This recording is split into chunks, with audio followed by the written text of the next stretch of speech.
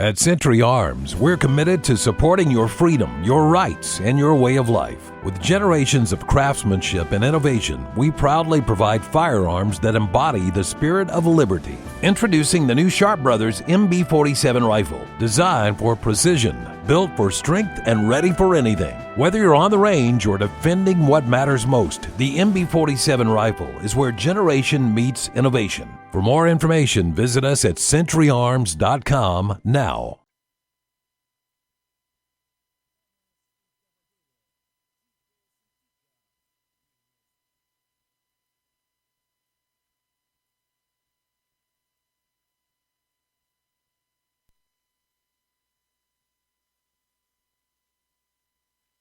Damas y caballeros, chicos y chicas, niños de todas las edades, bienvenidos al Blower Zeppelin's Berserk Bobcat Saloon, con el pensamiento correcto de un cerebro izquierdo, haciendo el trabajo que los American Media Maggots no hacen, operando detrás de las líneas enemigas de la California ocupada, en vivo y en directo, desde Estudio 23. De la vasta, rica, voluminosa y detestable SHR Media Network. Aquí está la mayor decepción de SHR, el Zeppelin Bloviating. I have come here to chew bubble gum and kick ass. I sure have. All out of bubble.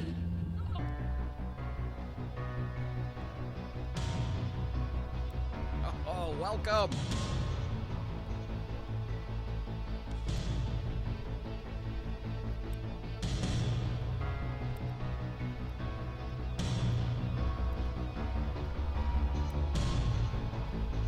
Guess who?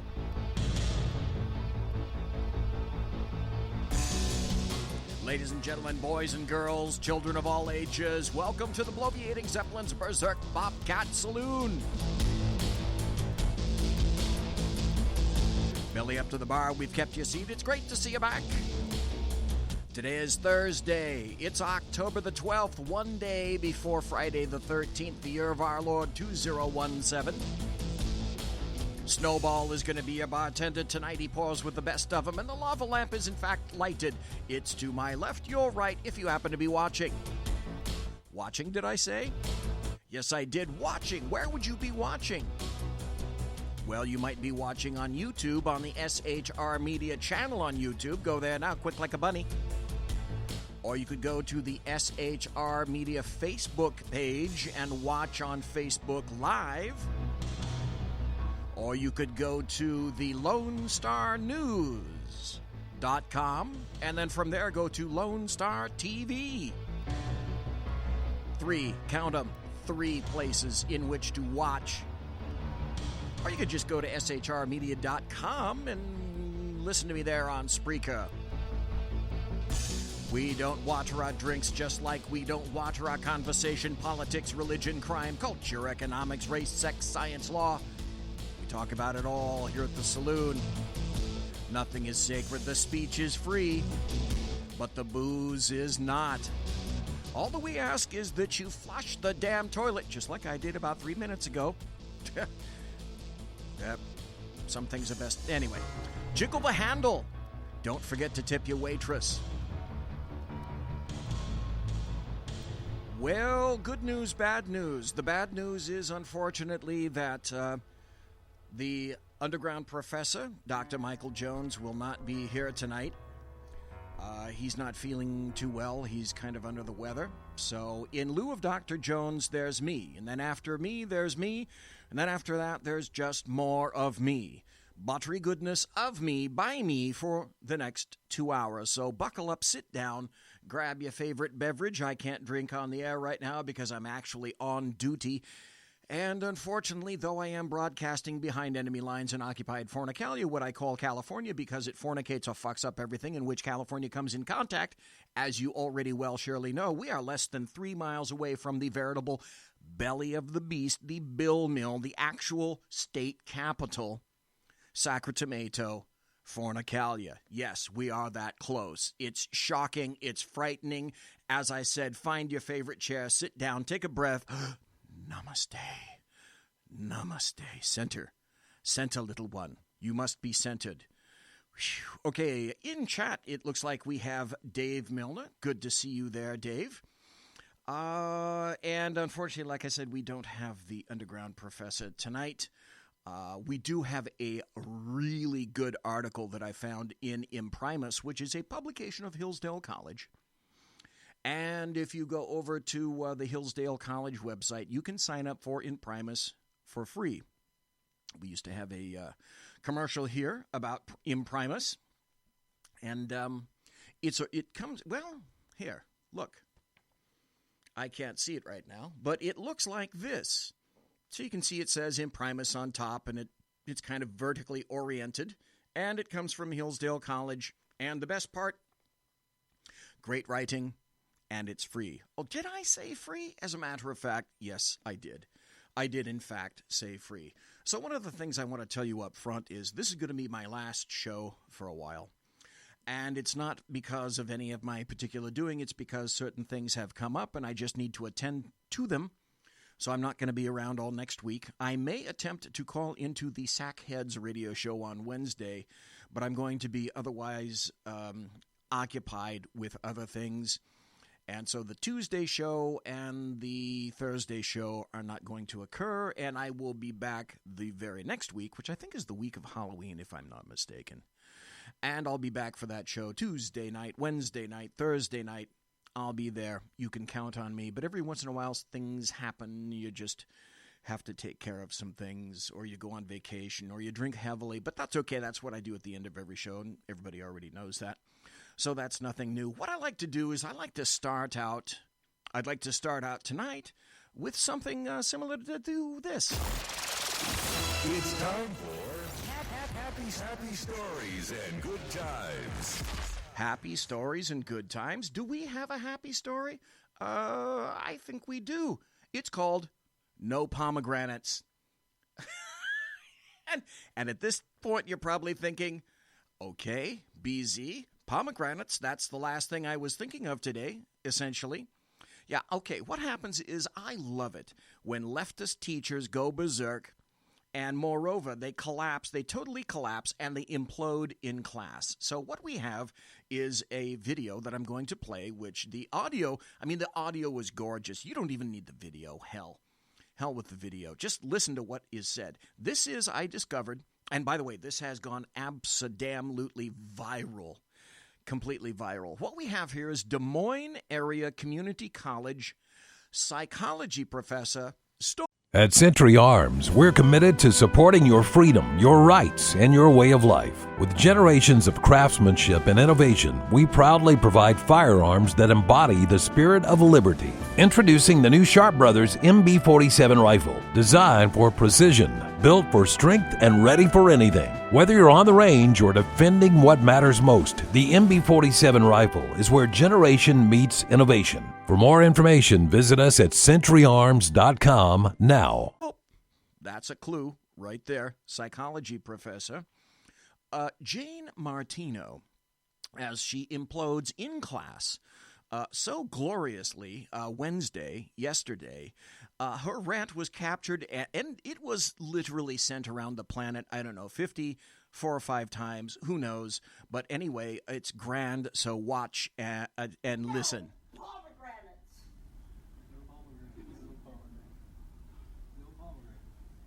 She's waiting for a response from the class. No pomegranates. Wait, I'm sorry. We have to hear that again because it's so definitive. No pomegranates. Come on. No pomegranates. No pomegranates. No pomegranates. None. I don't want them anywhere near here. Am I clear? Say the rule again. No pomegranates. Say it. No pomegranates.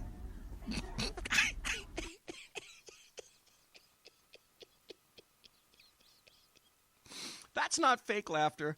That's actual real laughter from BZ because some of this stuff is so insane.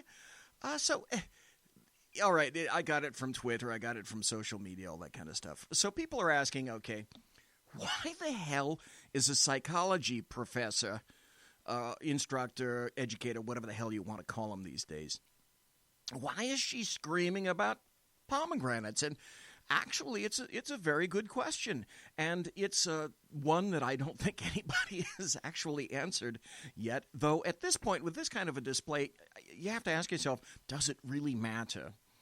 The entertainment quotient, if nothing else, is absolutely grand, even though you could properly ask, okay, now what is the nexus, though, between psychology and pomegranates? Is it because they both start with a P? I don't know. Maybe that's it. But so I went around on the internet, and I'm sorry, I cannot pass up some of the comments that I found about this video on the internet, and some of them go like this. The chairs they sit in look comfy as fuck. What school has chairs like this? Looks like they're going over the rules of class. Rule number 1 must be no pomegranates. Another one says, K, wait, are pomegranates allowed or not? I think the only way, this is another comment, I think the only way to know for certain is to bring a large sack of pomegranates to the next class. Another one says, 1 for each student. Remember, if you're going to share, you have to have enough for everyone. Another comment says, I'm still a little unclear on this rule. Are pomegranates allowed? Another one says, man, fuck yeah, fuck that. I'd yell, yes, pomegranates. And another guy came up with his very own list. It's a back-to-school list. And it says pencils, check. Notebooks, check. Pomegranates, there's an X through it. Backpack, check. Erasers, check. Pomegranates, there's an X through that. Pomegranates, there's an X through that one. And somebody said, what if the pomegranates are peeled already? And somebody else said, someone jeopardized their life to make that video. And somebody else said, I'd have a huge bag of pomegranates on her desk the very next morning. And another one said, hopefully her 50 cats will calm her down when she gets home. And another one said, this is probably a parent, said, those kids are going into debt for that shit.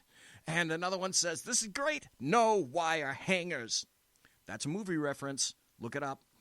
Then another one says, molding the minds of America's youth, one batshit crazy rant at a time. Well, if you want to hear a batshit crazy rant, Big Sarge, Robert Brandt, has a show on, and it used to be called Moab Radio.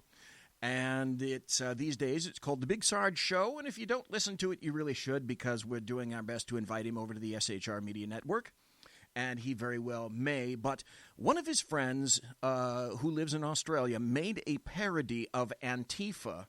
And this is what it sounds like. And this was created in Australia. Not like I have anything that I know about that at all. Welcome to Antifa Down Under. Keep up the fight. I am Comrade Clueless Koala. Clueless Koala, by the way, is holding a rifle, and he's masked, and he's wearing glasses, and it looks like he's in some kind of a warehouse somewhere. Very scary. Some helpful tips in fighting the fascists. Ooh, good. I need to hear. Get extra pocket money off your parents. Ooh, good. Yes. Make sure you have the latest updates on Xbox, PlayStation, and Nintendo. Oh, don't forget Nintendo. Very important. Store your Nerf bullets in a cool place. Oh, you forgot dry. A cool, dry place. Don't let your mother find them. Oh, God, yes. Keep them with your Playboy magazines. Oh, wow. In a hidden spot. Well, yes, hidden. Hell That yeah. way, when you need your ammo, it's always with you. Good point. Yep.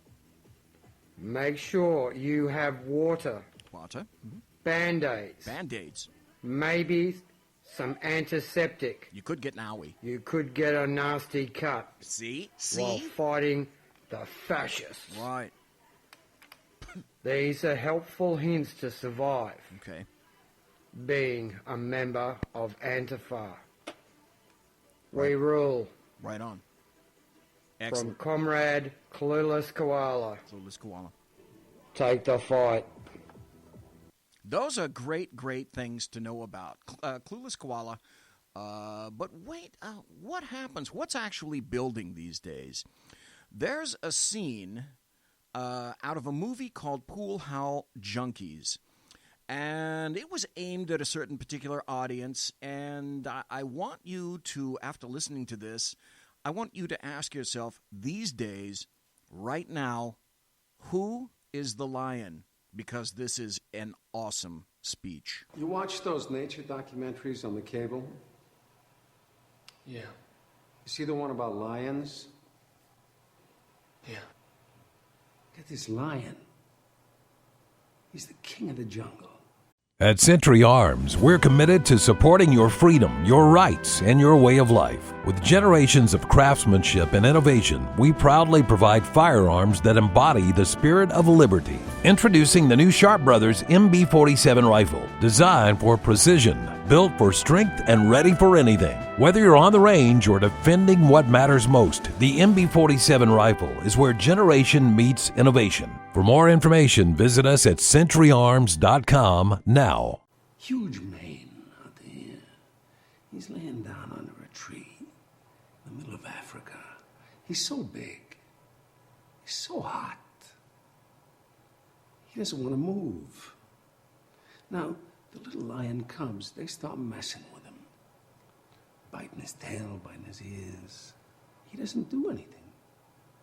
The lioness, she starts messing with him, coming over, making trouble. Still, nothing. Now, the other animals, they notice this, and they start to move in. The jackals, hyenas, they're barking at him, laughing at him. They nip his toes and eat the food that's in his domain. They do this, and they get closer and closer and bolder, till one day, that lion gets up and tears the shit out of everybody, runs like the wind, eats everything in his path. Because every once in a while, the lion has to show the jackals who he is. Who's the lion? Who's the jackals? I ask that of you right now. And to the people on the left, Antifa, etc., the people that are pushing. Who's the lion? I submit the lion is the American taxpayer, the one who foots the bill for everything, who doesn't just foot the bill for this nation. The American taxpayer is the one who foots the bill for the UN, other countries, countries that want to kill us, countries that hate us, countries that are attempting to invade us. And they keep pushing and pushing and pushing. And sometimes, sooner or later, you're going to start to get a reaction. Stop. Here's a reaction, and it's one from the Los Angeles Times, and it just occurred today. U.S. quits UNESCO, the UN's educational and cultural agency. Israel immediately follows suit. And I think, quite frankly, that's a wonderful thing.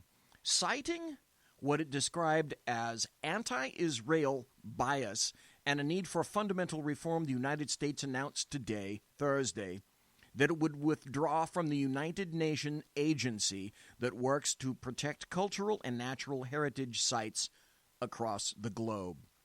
Okay, fine, except Israel has apparently followed suit, with media reporting that Prime Minister Benjamin Netanyahu has instructed the foreign ministry to begin the process of pulling out of the UN. Here's what UNESCO stands for: the United Nations Educational, Scientific, and Cultural Organization. That's its acronym. Danny Danon, Israel's permanent representative to the UN, hailed the development in a tweet Thursday, saying it shows, quote, there is a price to pay for discrimination against Israel. Now, the U.S. pullout, part of a, quote, long and deliberate process that predated the Trump administration, would take effect December 31st, 2018, according to Heather Nauert, a State Department resolution. Now, in 2011, this is the crux of the biscuit, you see. In 2011, after UNESCO voted to grant full membership to a Palestinian state, the U.S. stopped funding the Paris-based organization. Well, there's one of the clues. That's one of the reasons that your cat's stuck in your toilet. It's based out of Paris. Oh, stop just for a second. Let's do a bit of historical thinking, and I'm pausing and doing this because I'm a conservative, not necessarily a Republican. Well, quite frankly, I'm not a Republican. I'm a conservative and partial libertarian. But let's see, in 2011, when we stopped throwing money at UNESCO, because that's what happened, who was in office in 2011? Oh, that's right, Barack Hussein Obama. So it was Barack Hussein Obama who stopped the cash. And this is interesting. This is, in a sense, the end point of a road that we've been on for quite some time. That is an uneasy relationship with UNESCO, and especially an uneasy relationship around how it connects to the Israel-Palestine conflict, said Cal Rustiala, a law professor and director of the Berkeley Center for International Relations at UCLA. Obviously, we are a huge part of UNESCO's contributions, and symbolically it's unfortunate. Unfortunate, he said. Unfortunate. UNESCO is a politicized organization, like any UN agency. But I think this feeds the perception that it is especially ideological. It's not going to derail UNESCO entirely, but it's meaningful because we are a huge contributor of funds and of legitimacy. In other words, putting your money where your mouth is, and in some cases, when necessary, pulling money when required. Why do you fund people? Why are we, you, me, American taxpayers, the lion, why are we funding terrorist organizations, terrorists who live in, quote, Palestine? You know, those people that throw rockets over at Israel, the only free country in the entire Middle East, the only semi-democratic republic in the Middle East, the only civilized country in the Middle East, because it's fun to do and Israel doesn't shoot back all that much anyway. So that's what happened, and I think it's a wonderful thing. Now, as we know, some actions have consequences. Do we not? Yes, of course we know that. Hey, there's one right there. Now, you may or may not have realized that earlier this week, I believe it was Monday, Jerry Brown, dementia-ridden Jerry Brown, signed an order saying that the entire state of California was now going to be a sanctuary state. Huzzah, huzzah, this is nothing more than leftists putting their mouths where their money is. And all leftists all across California, Fornicalia, went, ooh, yes, great idea, excellent idea. Well, then the California sheriffs came up and they had an opinion on that. Now, this is very interesting, and I want to point out the difference. This is an organization of California sheriffs. Now, this is not an organization of California police chiefs, and I'm going to tell you why that's significant. But this article is from the WashingtonFreeBeacon.com. If you're not reading the Washington Free Beacon, you really should. You are doing yourself a bit of a disservice. Now, the headline in the Washington Free Beacon is this: California sheriffs, again, note the difference, California sheriffs call on Congress to stop their sanctuary state. Law enforcement. New law could provide safe harbor to MS-13. Really? No. Leftists, MS-13 wouldn't take advantage of something like this, would they? Well, maybe we didn't think about that, but we didn't mean it. We didn't mean for them to take advantage of it, so everything is well and good. California sheriffs are calling on the GOP-controlled Congress in Washington to intervene and pass a federal law to change the state sanctuary state status, warning the law that ties their hands too tightly will only increase the chances of another high-profile tragedy. Consequences. One thing leads to another, which leads to another, etc. Decisions have consequences. Well, hell, we already know that as of 2016, elections have consequences, do they not? On November 8th, leftists simply, at this point, cannot get over that singular consequence. They have not yet stepped into the morning of November 9th. We all know that's true. The sanctuary state law, which Governor Jerry Brown signed Thursday. Oh, I'm sorry, he signed it Thursday, today. No, wait, back up a little bit. Thursday last week, that's what it was. But doesn't go into effect until January 2018, is the most far-reaching of its kind in the country and places sharp limits on how local law enforcement agencies can communicate with federal immigration authorities.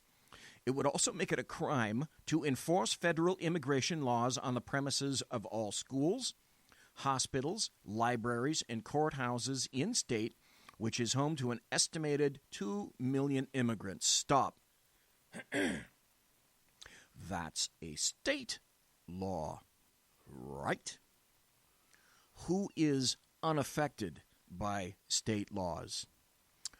I think you have your answer to that one. Do you possibly see maybe a little bit of a kerfuffle coming, maybe a little bit of a clash? Making the entire state a sanctuary for illegal immigrants is California's latest salvo in its war with, and make no mistake, it is in fact that. It is a war with President Donald Trump over immigration policy, but law enforcement officials say it's the state's citizens who will pay the price with higher crime rates and avoidable tragedies. Stop. Absolutely avoidable tragedies. I hate to point this out because it sounds like a broken record because it's, unfortunately, this case is the poster child for stupid. And it's the poster child for, yeah, let's get some people killed. Will we? Shall we? Yes, certainly, we have. Kate Steinle died in her father's arms saying, help me, Dad, on a municipal pier in the city of San Francisco after having been shot from an illegal Mexican who had been deported not once, not twice, not 3 times, not 4 times, but 5 times. And why was he still there? 2 reasons. Number 1, he knew that San Francisco as a sanctuary city would do nothing with him. And number 2, he was absolutely correct because at that time, Sheriff Murakami, oh, and that's a wonderful name, that was actually his name at the time, had a policy in the San Francisco Sheriff's Department where people who were illegal, federal authorities were not to be notified upon release. So this guy was released out into the ozone. Bing! There's the door. We don't care if you have a hold. We don't care what ICE says. We don't care about a federal detainer. Screw 'em. You're gone. You're free. Be on your way, sir. Be on your way. Do what you will. And so he did what he will. And he decided that that day it was okay if he killed Kate Steinle. National Sheriff's Association Executive Director and CEO Jonathan Thompson said Thursday that sheriffs across the country are deeply saddened and disappointed that the governor signed this reckless bill into law. Quote, it is unfortunate that California's law enforcement has become pawns in this political game, but they will continue to do their jobs diligently to protect their communities, he said. We also implore leaders in Washington to take action and pass sensible legislation that would prevent careless legislation from hamstringing law enforcement and would give them the tools to combat dangerous policies, just like this one. Most of the state's sheriffs argue that the law limits their ability to remove dangerous, meaning criminal, repeat offenders from their communities. Let's see, who falls into that? Maybe gangs, maybe MS-13. Wow, didn't see that one coming. They remain concerned despite late changes that Governor Brown helped negotiate that would grant police the ability to inform Immigration and Custom Enforcement, ICE officials, of violent felons police have taken into custody. Sheriff said the law would prevent police from notifying ICE of self-admitted members of MS-13 or other gangs if they were arrested for misdemeanor crimes such as assault and battery. Depending upon the extent, in California, assault and battery can in fact be a misdemeanor, 242 PC. Possession of narcotics, which is being decriminalized all across Fornicalia. Being under the influence of narcotics, which is decriminalized all across California. Or driving without a license. Wait, isn't it the state of California that's going to give illegals licenses? Yeah, it's the motor voter law. So we're going to give you a license, and when you sign up for a license, we're going to register you to vote. Now, do you think that the feds have something in place for this? Remember I said consequences? Let's address those consequences when we come right back. You are listening to the Bloviating Zeppelin's Berserk Bobcat Saloon. It's Thursday, October the 12th, the year of our Lord 2017. Come right back. Conservative media done right. You're listening to the SHR Media Network. Hey, it's At Century Arms, we're committed to supporting your freedom, your rights, and your way of life. With generations of craftsmanship and innovation, we proudly provide firearms that embody the spirit of liberty. Introducing the new Sharp Brothers MB-47 rifle, designed for precision, built for strength, and ready for anything. Whether you're on the range or defending what matters most, the MB-47 rifle is where generation meets innovation. For more information, visit us at centuryarms.com now. Don from the Sackheads radio show, also one of the owners here at the SHR Media Network. Are you opinionated? Have you ever wanted to do your own show? Have you ever heard somebody like the Sackheads and go, yeah, I could probably do that better? Well, now's your chance. Send me a 5-minute clip at sackheadsradio@gmail.com, and maybe you can be part of the SHR broadcasting team. sackheadsradio@gmail.com. Times are dark. The people are misled by corrupt politicians, lied to by establishment media, and deceived by the false messages of Islam. A nation looking for direction needs a guide. It needs a man with a cane. I'm Dave Milner. Join me on Spreaker, SHR Media, Pundit Press Radio, and YouTube through the SHR Media page for a different kind of commentary on the unpleasant blind guy. Because the truth is not always pleasant. In a world controlled by corrupt politicians, You got a business. That you didn't build that. a team of ordinary men emerge from the ashes to give voice to the voiceless and hope to the hopeless. Sackhead Sean. Dude, I'm not saying Catholic is stupid. Sackhead Clint. All good friends of ours usually show up drunk. Also starring Sacco as the producer. I'm a little bit drunk, 'cause I'm drinking. They are the Sackheads Radio Show.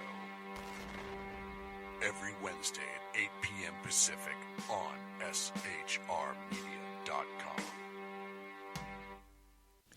The Bloviating Zeppelin. He's big-footed enough radio shows to last a lifetime, courtesy of Sean, Clint, Ken, and Jersey Joe. Now it's time for him to waddle on his own 2 feet via the glorious SHR Media. Gird thy loins for the Bloviating Zeppelin's Berserk Bobcat Saloon. Coming soon to ossicles near you. Excelsior. Conservative media done right. You're listening to the SHR Media Network.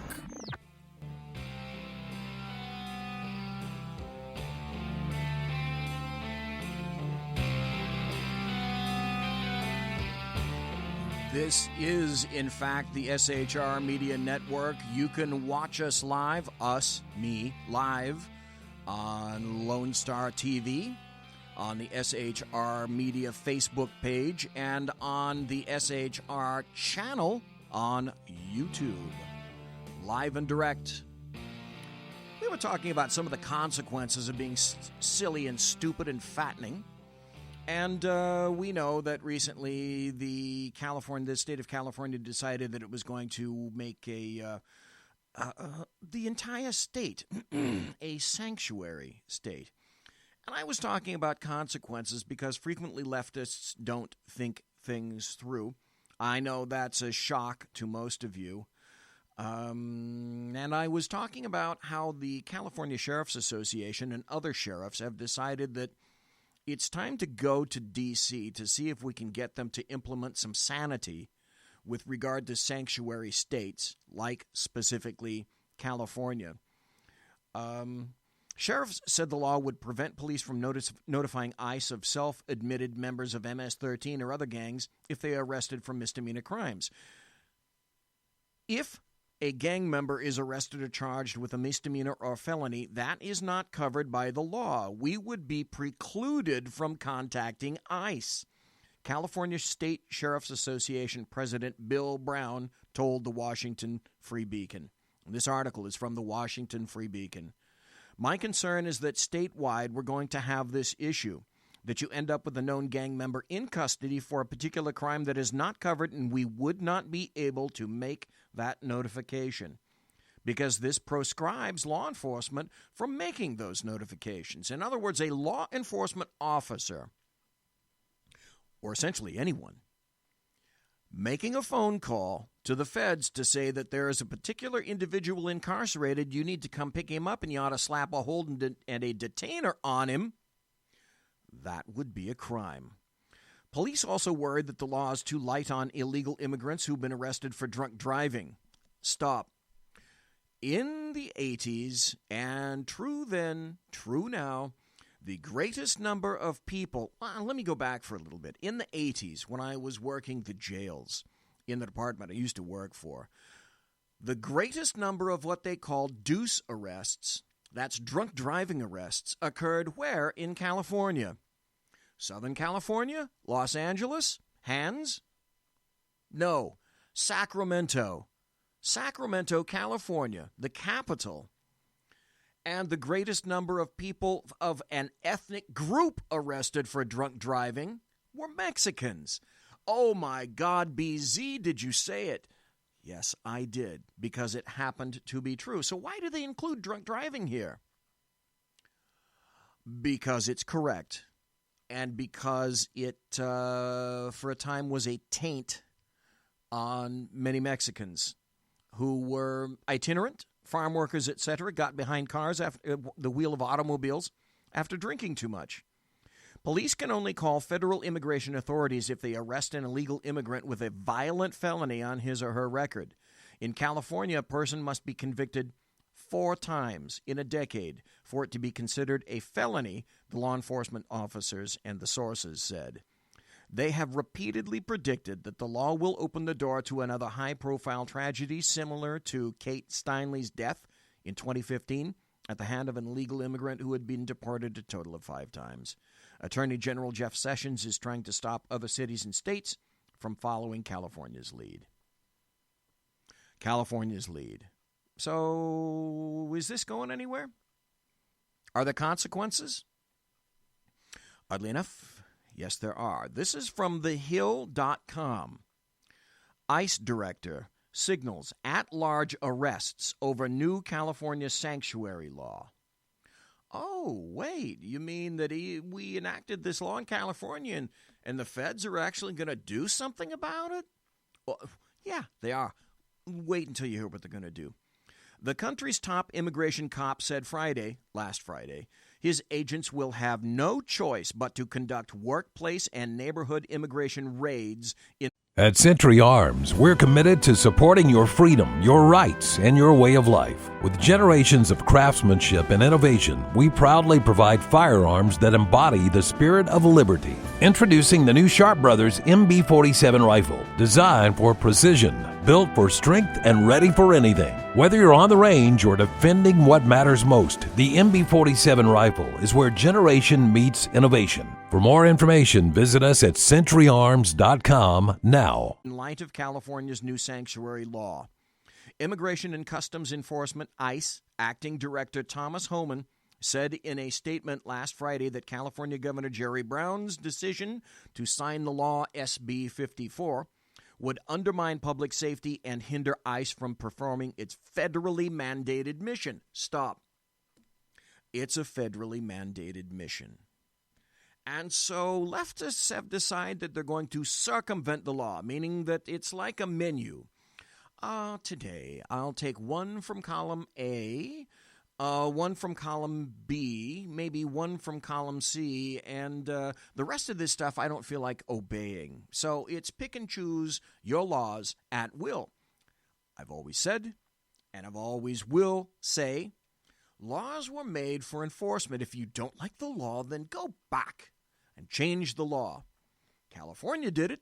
They became a sanctuary state. Well, if you don't like illegals arrested, then D.C., go back, get all your people together, rally the troops, and make an argument with your constituents that we need to get rid of immigration laws wholesale. And then let's be honest. Two things I value for years and years and years, honesty and clarity. But it's still a law, and you're setting a terrible precedent because you're suggesting, you're intimating, you're actually outright telling people it's okay if you decide that you're going to pick and choose what law you're going to abide by today. Under California's new law, state and local police will have major restrictions in how and when they can collaborate with federal agents on immigration investigations and arrests. One notable provision in the law is that it prohibits so-called immigration holds. Now, stop right there. Let me tell you about an immigration hold, because this is something that we, in law enforcement, in California, I can speak for no other state, there's been a cooperation between the federal government and the state government and the local governments when the feds decide that they're going to issue a hold on another one. That's also called a detainer, or now these days, an ICE detainer. It's not specifically a warrant of arrest, but it is a hold from a federal agency saying we have an interest in this person. We have reason to believe that this person has violated the crimes of the United States by entering this country illegally. A hold or a detainer means exactly that. Hey, do us a favor. Hold them. It's a detainer. Okay? One notable provision in the law is it prohibits so-called immigration holds, requests from ICE to local authorities to hold a prisoner or detainee longer than the constitutionally mandated period. Not always true, because if an individual is made known to the feds, to ICE, that person could easily be processed through the regular system, could be answering charges in a local jail for charges stemming from a crime, an arrest made in that jurisdiction. And while that's adjudicated, that hold is placed. So it does not mean that they're obviously always held longer than the constitutional limits. Wrong. That's a lie. And I happen to know that it's a lie. Opponents say a hold, also known as a detainer, constitutes a violation of a detainee's constitutional rights, and their enforcement puts local authorities at risk of liability. Only if the feds allow it. And ask yourself, who has supremacy in law? Is it the state or the federal government? It's the feds. So can a state officer, if a federal officer comes in, sees a particular person and says, hey, I know for a fact that Juan Valdez is illegal, and detains him, can a state official or a law enforcement officer come in and say, no, you're not taking him? The answer is no, because that's a federal law under which that comes. So Supporters, chief among them Homan and Attorney General Jeff Sessions, say detainers are necessary so arrests of dangerous immigrants can be made in the confines of jails and prisons. Captain Obvious, step on in, please. Why, would you ask? Guess what? Because you already know where they are, and they're already in custody, and you don't have to go to their schools.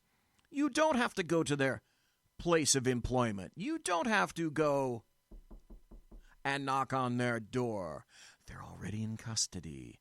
May as well take care of it while the body is already in custody. Damn, does that make sense to you? It certainly makes sense to me. ICE will have no doubt, no choice, but to conduct at-large arrests in local neighborhoods and at work sites, which will inevitably result in additional collateral arrests instead of focusing on arrests at jails and prisons where transfers are safe for ICE officers and the community, Homan said. Still, California's new law allows for ICE agents to interview and arrest detainees in local facilities as long as they have a judicial warrant in keeping with due process protections in the Constitution. A warrant means that you have to go before a federal judge. What do we know about federal judges in immigration law? They can't even cope a bit with the amount of people and the crush that they have. That's why holds and detainers were created and were viewed as lawful in the first place. So what the state is doing is saying that, no, we don't recognize a federal hold and a federal detainer. The only thing that we recognize from this point out is a warrant. Now, can you imagine them having to go out with a warrant and walk it through for every individual that the ICE finds is a probable illegal in the state of California, much less the rest of the United States? That's why holds and detainers were created. Homan and others in the Trump administration have long argued that judicial warrants are unviable in immigration enforcement and that detainers are legally defensible. So the state of California is essentially saying, oh, well, this leaves us way too exposed. They're using that as a convenient argument because the state has not yet been sued under that. At Century Arms, we're committed to supporting your freedom, your rights, and your way of life. With generations of craftsmanship and innovation, we proudly provide firearms that embody the spirit of liberty. Introducing the new Sharp Brothers MB-47 rifle, designed for precision, built for strength, and ready for anything. Whether you're on the range or defending what matters most, the MB-47 rifle is where generation meets innovation. For more information, visit us at centuryarms.com now. Particular venue.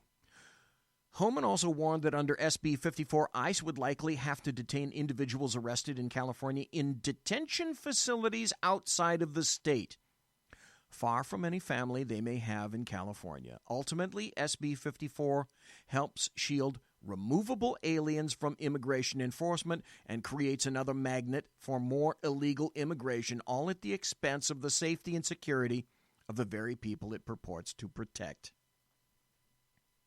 Consequences. Real-life, real-time consequences. Well, did something else happen today, folks? As a matter of fact, yes, it did. Was there an executive order signed today by President Trump? And the answer is, yes, there was. Also, from The Hill, a headline, CNN anchor dubs Trump hypocrite in chief for signing 50 executive orders. And I believe this came, if I'm not mistaken, from, Good evening, I'm CNN. Burnett. Out front tonight, hypocrite in chief. President Trump today doing something he harshly criticized President Obama for doing. Trump signing his 50th executive order today. The move allows insurance to sell bare-bones health care plans that don't meet the Obamacare requirements. And it is the most damaging blow so far to Obamacare. Oh, damaging blow so far to Obamacare. So this is little Erin Burnett deciding that she's going to say that Trump is a hypocrite, when in fact, it was Obama that turned everything upside down and said the exact same thing. and said, Congress, you're not moving fast enough for me. So what happened? It looks to me like Trump learned from the best, right? Don't people say Obama is the best? Obama set the rule. He set the pace. So you should expect that things like this happen. Trump said we have a president that can't get anything done, so he just keeps signing executive orders all over the place in January 2016. So stand back. Let's relax. Let's center ourselves. Let's go namaste just for a second and ask ourselves the most logical question of all, which goes something like this. Why would you have to sign executive orders, specifically an executive order for Obamacare, if the GOP, the Republicans, had done the job themselves? Stop. Oh, BZ, are you bringing that crap up again? Well, yes, I am. Isn't it the GOP that for the past 7 to 8 years said repeal and replace Obamacare? As a matter of fact, that's how those fuckers got into their little seats right now in the Senate and the House, behind the chant of repeal, then replace, repeal, then replace. And so the electorate, boom, put them in their seats. And now, given the choice, because they have theirs up front, and because they have theirs up front, the electorate can go straight to hell. Were they rallying around Trump? No. Why? Because he's Trump. Simple. It's your basic blow me to Donald Trump. So you wonder why things aren't getting done? Sure, it's the Democrats. Every bit as culpable, if not more, are the Republicans. Consequences. So people are outraged, I tell you, that Trump is learning from the person who did it in the first place, his predecessor, Barack Obama. See, who says you can't teach an old dog new tricks? The answer is yes, you can. Just a brief mention in passing.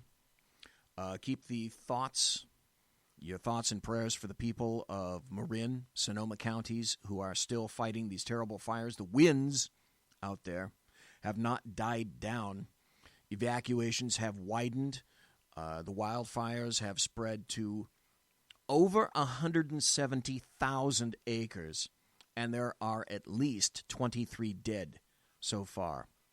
And further, about, 4,000, close to 4,000 homes have been destroyed. 4,000 homes have been destroyed by this fire that comes upon various communities sufficiently quick so that people look out the window and see orange, and then the next minute there's fire in their bedroom. That's how quickly it comes through. So, if you would, some thoughts and prayers for those folks, and also for the firefighters that are doing a damn good job trying to battle with something that's an evil beast that occasionally simply cannot be battled itself. I'm going to go to an article. I'm going to read an article from Imprimis. It's called Russian Collusion, and it sums up everything, basically, about Russia and the collusion and Donald Trump and what we know and what we don't know. Before we do that, over the past weekend, I sent a tweet out to the NFL, at NFL, and I said, that Sunday, meaning this past Sunday, if we still have individuals from various teams, any team, I couldn't care less which team, and after the shooting in Las Vegas, they're still going to kneel before the national anthem, which is a massive slap in the face to the United States of America and is an astounding show of disrespect to everything that flag represents and that anthem represents, then NFL, you're dead to me. And let me be honest, I don't care what they do from this point out. They may see, bing, God from above. And if they do, I still say this to you, NFL, you're dead to me. Fuck you. It's as simple as that. You pull this trick, and it's a trick, and you get to kneel because you can, unless it's in your contract, in which you can't. And conversely, on the other side, I get to not watch you. I get to not go to your advertisers. I get to not partake in the ratings. I get to cancel Dish. I get to cancel DirecTV, all those extra little NFL packages that people are doing. And I get to vote with my money and my thoughts, because I'm free to do that just like you're free to kneel. We talked about consequences. I'd like to just remind everyone briefly here before we go to that new article about Russia. Just a little reminder to the NFL, because those facts, sometimes they get in the way of a good screwed up argument, like kneeling and why people are kneeling and why they're disrespecting the national anthem and the American flag. Eric Reed, of the San Francisco 49ers, said that there is systemic oppression. Remember that? Systemic oppression in the United States and the NFL. He said that because Vice President Mike Pence went to the Colts and 49ers game this past Sunday, the 8th, and Vice President Pence left the stadium when 23 San Francisco 49ers took a knee during the national anthem. So Eric Reed, this wit, Eric Reed, who knows everything there is to know about what has happened in the past and how the NFL has reacted to it, said this: "This is what systemic oppression looks like. A man with power comes to the game, tweets a couple of things out, and leaves the game with an attempt to thwart our efforts. You're free to do that. Guess what? You're making a statement. Vice President Pence, he's free to do that as well. He leaves the game with an attempt to thwart our efforts. Based on the information I have, that's the assumption I've made." In response, Vice President Pence said, "I left today's Colts game because President Trump and I will not dignify any event that disrespects our soldiers, our flag, or our national anthem." And what has been the standard cry all along from President Trump: you are disrespecting our flag, our national anthem, and the soldiers, men and women who die for that flag, for the United States. It doesn't have anything else to do with any of the crap that you're talking about. So how quickly it is that people seem to forget these aspects, and that's why you're listening to me. That's why you listen to me live and in podcast, because I bring this up. Damn those facts. They're a terrible thing. Anybody remember back in 2011 when Tim Tebow took a knee for God while he was quarterbacking for the Denver Broncos? And it was heresy. The media went crazy over it. It was heresy, I tell you. Well, Tebow's a Caucasoid, and he was taking a knee for God. And so we need to get rid of him. Out of the way. Well, okay, they got rid of him. Out of the way. Then there was 2013. Football coach Joseph Kennedy. If you remember him, not in the NFL, but he was a football coach. Nevertheless, lost his job for kneeling at the 50-yard line after games. Perhaps he should have knelt during the national anthem, right? So is the difference between this only a matter of timing? Kennedy, an assistant high school coach in Bremerton, Washington, used to lead his team and staff in prayer in the locker room and then prayed at the 50-yard line after games. Students would join him, and the school district squashed that because Kennedy was endorsing a religion. What religion? Well, no one really said, and no one accused him. J'accusais. The district would allow Kennedy to pray at the 50-yard line after everyone had left the stadium. Kennedy agreed to this, but eventually began praying before all the parents and students exited, so he was suspended. We cannot have this, and he was eventually fired. He tried to sue the school district, and he lost. And he found himself sued. Himself sued for kneeling before God.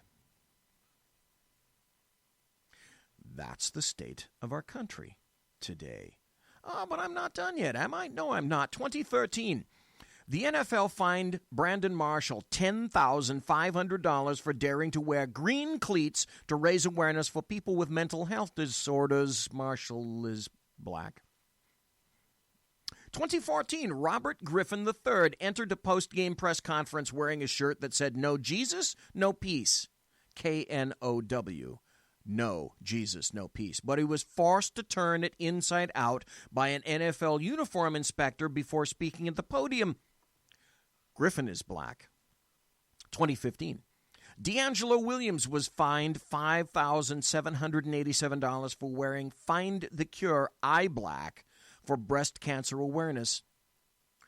Williams is black. 2015, William Gay was fined $5,787 for wearing purple cleats to raise awareness for domestic violence, something that is inherent within and endemic within the NFL. Gay is black. 2016, just last year, the NFL prevented the Dallas Cowboys from wearing a teeny-weeny little weensy decal on their helmet in honor of the 5 Dallas Police Department officers killed in the line of duty that year. Can't do it. 2016, the NFL prevented and threatened to fine players like Avery Williamson, who is black, who wanted to wear cleats to commemorate the 15th anniversary of 9/11. So, Eric Reed, just who is oppressive and for what reasons? And I wrap this up now because we're going to go to a break, top of the hour, in just a bit. This is a quite telling quote from Colin Kaepernick, the instigator of the whole damn sitting down and taking a knee thing, who basically said, "I'll stand if I get an NFL job." So it looks to me like Kaepernick doesn't truly mind performing just a wee bit of corporate fellatio when he benefits. Now that it got out, he's walking it back, of course. He didn't say that because it wouldn't look good. Wouldn't look good because it looks like it's all about him, when in fact, of course, yes, it's all about him. Too late, my callow friend. It's already out there because you already said it.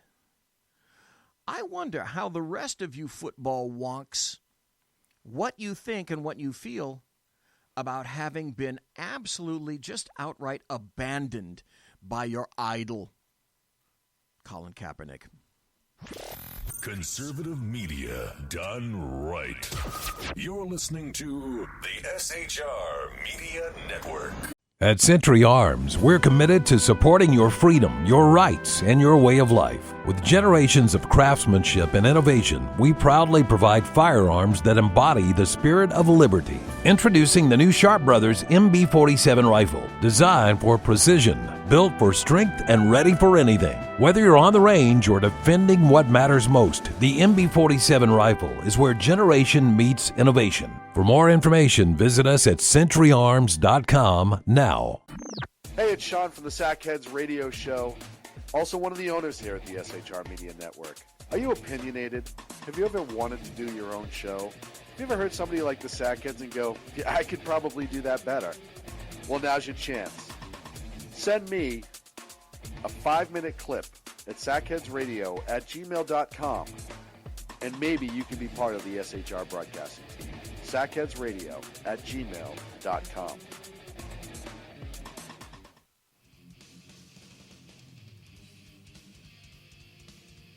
Beware, the Jersey Takeover is here. Every Monday through Friday, 9 p.m. to 11 p.m. Eastern Standard Time, you can catch Reaver Common Sense Show hosted by Jersey Joe, right here on shrmedia.com. Only Jersey can deliver hell like no one else. So consider this your fair warning.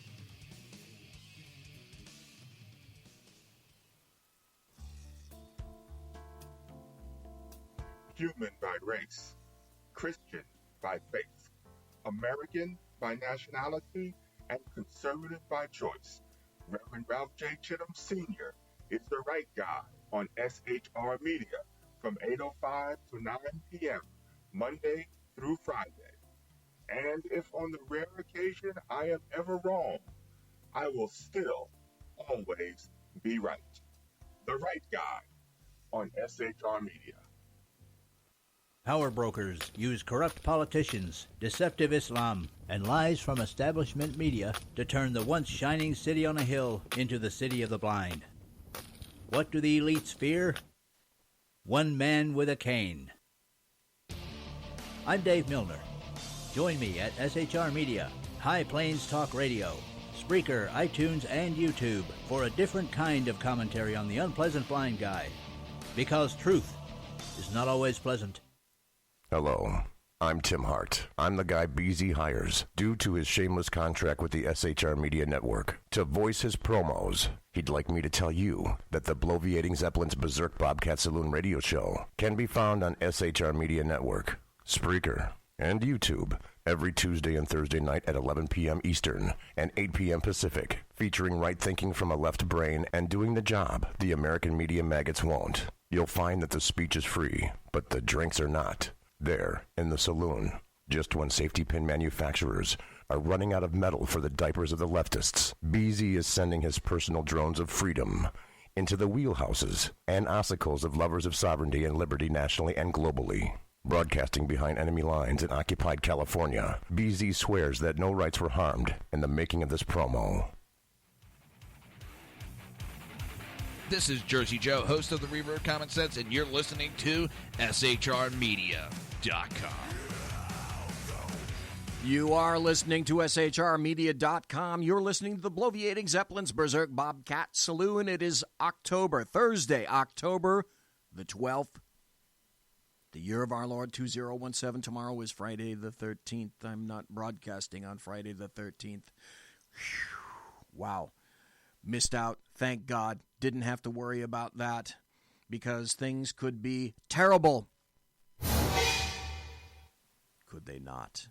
I told you that I was going to read this article, and I frequently, well, I can't say frequently, but every once in a while I read an article that I wish I had written. This is out of Imprimus. This is called Russian Collusion. It's by a writer named Molly Hemingway, and it goes like this. We keep being told that President Trump is not normal. This much has been blindingly obvious. He'd never run for office or otherwise served in a public capacity at all. He's been accused, not without reason, of breaking all manner of political norms. America's most non-traditional president was never going to conduct business as usual from the West Wing. Less than a year into his first term, he's already caused much anguish in Washington. This should be no surprise. While running for office, Trump repeatedly promised to drain the swamp and shake things up. Americans knew who they were voting for, and history will judge the results. Now, that said, Trump's nascent presidency has coincided with perhaps the greatest violation of political norms this country has ever seen. A violation that has nothing to do with Trump's behavior. Since the election last November, there has been a sustained, coordinated attack on Trump's legitimacy as president following his victory in a free and fair election. This has the potential to cause far more lasting damage to America than Trump's controversial style. Democratic operatives and their media allies, who I call the American media maggots, by the way, as an aside by BZ, attempted to explain Trump's victory with a claim that they had failed to make stick during the general election. Trump had nefarious, and I mean nefarious, ties to Russia. Yes, Russia. The terrible country, the evil regime. This was a fertile area for allegations, if for no other reason than Trump had been reluctant to express criticism of Russian President Vladimir Putin. By contrast, Secretary of State Hillary Clinton repeatedly condemned Russia's 2011 elections, saying that they were neither free nor fair, and expressing serious concerns about them. She publicly called for a full investigation while meeting with top Russian officials. This made Putin livid. Quote, Mr. Putin said that hundreds of millions in dollars in foreign money was being used to influence Russian politics, and that Mrs. Clinton had personally spurred protesters to action. The New York Times reported. Trump's relationship with Putin was decidedly different. In December 2015, Putin called Trump a really brilliant and talented person. Trump replied, "It is always a great honor to be so nicely complimented by a man so highly respected within his own country and beyond." He added, "I've always felt that Russia and the United States should be able to work well with each other towards defeating terrorism and restoring world peace, not to mention trade and all of the other benefits derived from mutual respect." Being conciliatory to Russia. That's an editorial from BZ. Then rumors surfaced in the summer of 2016 that Russia probably had something to do with the alleged hack of the Democratic National Committee email system, as well as...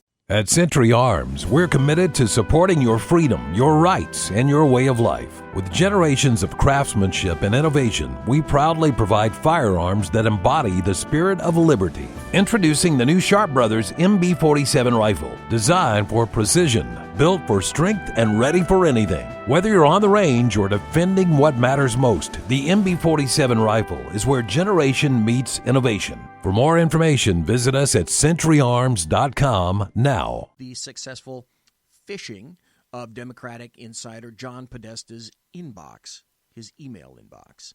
Russia was also alleged to have tried to hack the Republican National Committee, but without success. Stop. I wonder why. Maybe it protected things a little bit better than the DNC. It remained an open question whether the Russians were trying to help Trump or were simply trying to create chaos in the election.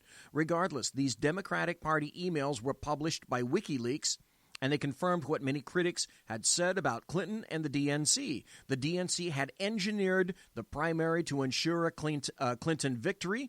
The Clinton campaign had cozy, borderline unethical relations with members of the mainstream media. Clinton expressed private positions to Wall Street banks that were at odds with her public administrations and positions, and various others embarrassing details indicating her campaign was in disarray. According to Shattered, a well-sourced book about the Clinton campaign written by sympathetic reporters, Clinton settled on a Russian excuse. Within 24 hours of her concession speech, campaign manager Robbie Mook and John Podesta assembled her communications team at the Brooklyn headquarters to engineer the case that the election wasn't entirely on the up and up. For a couple of hours, with Shake Shack containers littering the room, they went over the script they would pitch to the press and the public. Already, Russian hacking was the centerpiece of the argument. But I have to ask, was it real? That's just me. That's my question. The Russian collusion story involves a lot of details, but there are two basic tactics that Trump's enemies had used to push the narrative. They put seemingly innocuous contacts with Russians under a microscope, and they have selectively touted details supplied by politicized intelligence apparatus. And all this has been amplified by a media that has lost perspective and refuses to be impartial, much less accurate. Meetings with Russians. If most of us can now agree that Putin's Russia is a potential threat to the United States, we shouldn't forget that the Washington establishment regarded this as a radical opinion not so long ago. Shortly after President Obama was elected in 2008, Time magazine ran a cover with him asking a Russian bear, "Can we be friends?" The media generally celebrated Secretary of State Clinton's attempts at a Russian reset in 2009, if you remember that. Obama was later caught on a hot mic promising Putin more flexibility once he was reelected. As an aside, again, to me, that seems awfully conciliatory to the Russians. Does it not sound that way to you? And during Obama's reelection campaign in 2012, When his opponent Mitt Romney characterized Russia as our greatest geopolitical foe, Obama mocked him by saying, the 1980s called, they want their foreign policy back.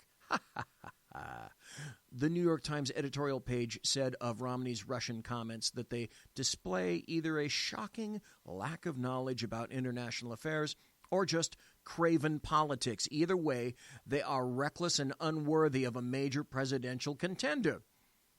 Trump's election changed all of that. Not since the heyday of McCarthyism in the 1950s have so many in Washington been accused of consorting with Russians who wished to undermine American democracy. The Washington Post reported in mid-January that Mike Flynn, Trump's incoming national security advisor, had spoken via telephone with Russian Ambassador Sergei Kislyak on December 29th, the day the Obama administration announced the expulsion of 35 Russian officials in retaliation for the DNC hacking. Although such conversations are perfectly legal, the Post suggested quite incredibly that Flynn might have violated the Logan Act, which bars U.S. citizens from correspondence intending to influence a foreign government about disputes with the United States. The Logan Act, which is a long record of being cited by cranks, has not been enforced since it was passed in 1799. Because it's widely considered to be grossly unconstitutional. In addition to the Post, the New York Times, Foreign Policy Magazine, and other outlets credulously repeated the same ludicrous talking points about the Logan Act violation. Let it also be noted that Flynn, while a critic of Russia and of the Iran nuclear deal that Russia helped put together, also was paid to speak at a dinner hosted by the Russian TV network Russia Today. Have you ever seen the little green box that says RT and wondered what it is? That's it, Russia Today. When then-Senator Jeff Sessions was asked during his confirmation hearing to be U.S. Attorney General about allegations of Russian attempts to compromise the Trump campaign, he noted that he had been a Trump surrogate and hadn't heard of any meetings for this purpose, when it turned out Sessions had met with Kislyak in a different capacity as a U.S. Senator in the Armed Services Committee. The ensuing uproar in the media led him to recuse himself from any investigation into Russian meddling. You all remember that, I'm sure. Of course, it was Kislyak's job to facilitate as many meetings as possible with top officials across the political spectrum, and he was seen at meetings with House Minority Leader Nancy Pelosi, Senator Claire McCaskill, two prominent Democrats, as well as other Republicans. Indeed, such meetings between foreign ambassadors and U.S. elected officials are routine. Routine? No, that can't be. That doesn't seem to be right. It's true that Trump was associated with people who had ties to Russia. His former campaign manager, Paul Manafort, had previously done political consulting work in Ukraine for Russian-aligned groups. Carter Page, a foreign policy advisor with a limited role, a National Naval Academy graduate, businessman, and an academic who had been open about his belief that America's anti-Russian foreign policy has been counterproductive, and Roger Stone, a campaign advisor with a reputation for outlandish campaign work, reportedly spoke with WikiLeaks founder Julian Assange as well as Guccifer 2.0, who may be a Russian hacker. But perhaps no meeting. At Century Arms, we're committed to supporting your freedom, your rights, and your way of life. With generations of craftsmanship and innovation, we proudly provide firearms that embody the spirit of liberty. Introducing the new Sharp Brothers MB-47 rifle, designed for precision, built for strength, and ready for anything. Whether you're on the range or defending what matters most, the MB-47 rifle is where generation meets innovation. For more information, visit us at centuryarms.com now. Attracted as much scrutiny as one in June 2016 between Donald Trump Jr., Paul Manafort, Jared Kushner, and various Russians, including a Russian lawyer. According to email correspondence, the Trump associates were told they would receive opposition research on Clinton that may have been provided by the Russian government. No research was handed over, but critics said the language in the emails supported claims of attempted collusion. Collusion. After weeks of accusations, the story quickly ran out of steam when it was revealed the Russian lawyer who was to have provided the information had employed a shadowy opposition research firm known as Fusion GPS. Do you remember BZ's talking about Fusion GPS and its relationship with, say, John McCain? A business that had strong ties to Democratic instruments, had previously tried to smear Mitt Romney donors and critics of Planned Parenthood, and had played a key role in a recent and infamous attempt to smear Trump. Politicized intelligence.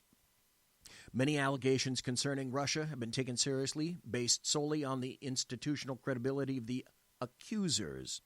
It appears that members of America's intelligence community are some of the president's most passionate opponents. But wait, BZ says, doesn't everyone continuously bleat that there is no politicization whatsoever in any of the alphabet agencies? They are completely unbiased, right? Of course. Late last December, the Department of Homeland Security and the FBI put out a 13-page report touted as definitive proof of Russian state involvement in the DNC server hack and the phishing attack on John Podesta's emails. It was remarkably paltry, vague, and nonspecific in a way that really didn't help clarify the precise nature of Russians' involvement. Cyber warfare expert Jeffrey Carr wrote that the report adds nothing to the call for evidence that the Russian government was responsible for the hacks. It listed every threat ever reported by a commercial cybersecurity company that was suspected of having a Russian origin, Carr noted, lumping them under the heading of Russian intelligence services without providing any supporting evidence that such a connection existed. Former Air Force cyber warfare officer Robert Lee said the report was of limited use to security professionals in part because of the poor organization and lack of crucial details. Senior intelligence appointees tried again in early January with a report from the Office of the Director of National Intelligence, the DNI. It was also lacking in specifics, but comments from high-profile Democrats supported by a leak campaign to media outlets did have an effect. By late December, more than half of the Democrats believed, despite the lack of evidence, that, quote, Russia tampered with vote tallies in order to get Donald Trump elected, according to a YourGov.com poll. When Trump responded to these reports with dismissals and a few begrudging admissions of minor contacts with Russians, critics gleefully warned him that partisans at intelligence agencies would retaliate. Senator Minority Leader Chuck Schumer said, "Let me tell you, you take on the intelligence community, they have 6 ways from Sunday at getting back at you." Oh, wait, Chucky, does that mean that the intelligence agencies, well, they really aren't unbiased? They really are politicized. That's what you're saying. So even for a practical, supposedly hard-headed, hard-nosed businessman, he's being really dumb to do this. Former George W. Bush speechwriter and current Never Trump activist David Frum echoed this sentiment. CIA message to Trump: you mess with us, get ready for a leak storm of biblical proportions. Essentially, intelligence agencies were being publicly encouraged to abuse their power to stop Trump before he'd even assumed office. In January, the big story dropped. Intel chiefs presented Trump with claims of Russian efforts to compromise him, blared the headline from CNN. According to highly placed anonymous sources, top intelligence appointees had informed Obama, Vice President Joe Biden, and Trump that Russian operatives claimed to have compromising personal and financial information about Mr. Trump. a former British intelligence operative, here we go, had compiled a damaging dossier on the president-elect. CNN reported that intelligence officials considered this operative's past work credible, but he'd paid his Russian sources for the compromising information, and CNN published its report on the dossier without confirming any of the allegations. Within the hour, BuzzFeed published the actual text of the dossier. It said, among other things, that a senior Trump advisor and 3 of his colleagues had met with Kremlin operatives in Prague in late August or early September to undermine the Clinton campaign. And the Russians were said to have a compromat file on Trump, including an amazing story about him renting a hotel room the Obamas had used and paying prostitutes to urinate on the bed. One of the claims was quickly disproven. Michael Cohen, Trump's lawyer, who was alleged to have gone to Prague for a clandestine meeting with Kremlin operatives, had never been to Prague. Damn. Facts. And to date, no media organization has provided any independent evidence to confirm a single claim made in the dossier. It was soon revealed that the firm that had hired the former British operative and put together the dossier was the aforementioned Fusion GPS, who aligns itself with Democrats. What's more, the FBI allegedly sought to pay the British operative to continue gathering dirt on Trump, but we know that the alphabet agencies are not politicized. Aside from a lack of concern about the accuracy of the charges against Trump, intelligence chiefs were not discriminating about who got caught up in their anti-Trump crusade. In March, House Intelligence Committee Chairman Devin Nunes basically said that the unmasking of Trump transition team members had occurred during the last 3 months of the Obama presidency. That is, significant personal information from and about Trump associates had been collected and widely disseminated. I recently confirmed that on numerous occasions the intelligence community incidentally collected information about U.S. citizens involved in the Trump transition, Nunes said. The information collected, he added, had little or no foreign intelligence value and nothing to do with Russia. Obama's national security advisor, Susan Rice, UN ambassador, Samantha Power, and National Security Council spokesman,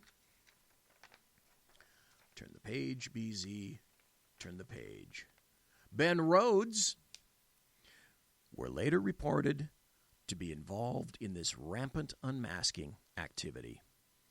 Trump created one of the biggest firestorms of his presidency in May when he fired FBI Director James Comey. Stop. That was one of the best things that he did. However, he did it way too late. He should have fired James Comey at midnight on January 21st. Boom. Done. Gone. The embattled FBI head who let Hillary Clinton slide after her illegal handling of classified information had been routinely criticized by both Democrats and Republicans and was officially fired for general ineptness. However, Trump said it was also because Comey was playing games with the Russian investigation. In his letter relieving him of his duties, Trump mentioned that Comey had told him 3 times he was not under investigation.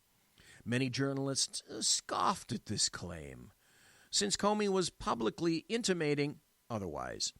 When he was fired, stories favorable to Comey about private meetings between Comey and Trump came out in the media. In testimony before the Senate Intelligence Committee a few weeks later, Comey admitted he had, in fact, told Trump at least 3 times he was not under investigation by the FBI. Comey also admitted under oath that his leaks to the New York Times were designed to force the hiring of a special prosecutor. His strategy paid off when his close friend and former colleague, Robert Mueller, by the way, a former FBI director, was appointed to head an investigation of Russian meddling in the 2016 campaign. That investigation has since spiraled out of control to include leads that have nothing to do with Russia, according to media reports. The egregious behavior of influential officials such as Comey has encouraged people to think that the verdict of the intelligence community was more conclusive than it was.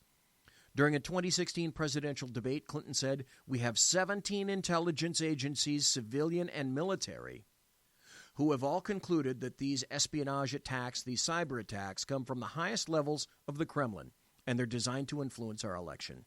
Clinton's claim wasn't true. It was only 3 agencies, the FBI, the CIA, and the National Security Agency, that made such a claim. Yet media outlets such as NBC, CBS, CNN, the New York Times, let me throw this in there too, Michael Medved, Republican, period, repeated the number 17 numerous times. In late June, the New York Times corrected a story that made that false claim. So did the Associated Press. In general, the media have overstated the confidence in public evidence in support of Russian hacking. One group of skeptical intelligence analysts, the Veteran Intelligence Professionals for Sanity, boy, they strained to make that one, VIPs, issued a memo in late July arguing that the hack of the DNC emails wasn't a hack at all, but an internal leak. VIPs is generally thought to be sympathetic to the left. The same group had cast doubts about the quality of intelligence that led the United States to invade Iraq in 2003. The VIP's memo raises questions about why the FBI failed to perform an independent forensic analysis of the Demo-Rat emails or servers in question. In fact, no federal agency performed a forensic analysis, leaving that to CrowdStrike, a company with strong ties to the Clinton campaign that had an incentive to blame foreign governments for the attack. Surely, more forensic scrutiny of the centerpiece of the Russian hack claim is in order. But as BZ says, wait, that's way too logical. To date, all of the misleading claims in news reports, the only actual crime related to the Trump-Russia investigation is the criminal leaking of classified information about U.S. citizens by intelligence officials. And then, the last, media problems. A compliant media responded to the Clinton campaign's blame Russia strategy by pushing stories alleged wrongdoing by Russia. Many of the early ones, they just fell apart. The Washington Post published a story saying that fake news, a term originally used to describe the dissemination of blatantly false news reports intended to go viral on social media, was a Russian operation designed to help Trump. An editor's note was appended, backing away from the report a couple weeks later. Trump would famously appropriate the term fake news to describe reports from the mainstream media he found unfair. A few weeks later, the Post ran an even more incendiary story alleging that Russian hackers had penetrated the U.S. electrical grid. This turned out to be false. One media outlet headline read, "Trump, Russian billionaires say they've never met, but their jets did." Presumably, these inanimate objects exchanged pleasantries and discussed sensitive foreign policy matters. CNN has had particular trouble. Breathless headlines such as, "Trump aides were in constant touch with senior Russian officials during campaign," fail to be supported with evidence, any evidence. Anonymous officials would say that such communications are not unusual, and investigators had not reached a judgment of any nefarious intent. Other CNN stories had bigger problems, such as the one reporting that Comey would testify he never told Trump that he was not under investigation. As mentioned previously, Comey admitted under oath that he'd said this 3 times, just as Trump claimed.